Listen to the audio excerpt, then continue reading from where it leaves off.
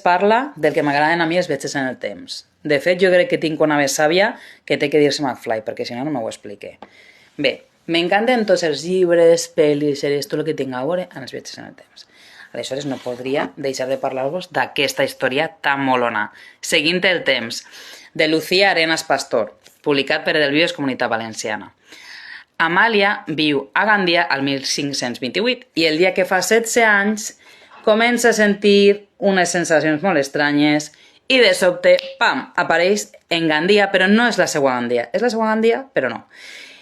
Clar, comença a viure algo que no sap molt bé el que és. I anar el temps endavant, darrere, tornar i a conèixer a altres dones que li està passant el mateix que a ella.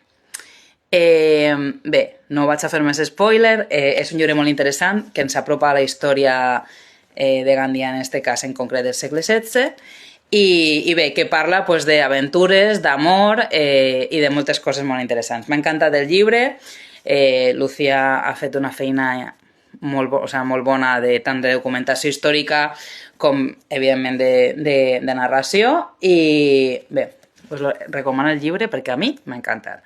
Així que no us oblideu que Xer en Valencià està de moda.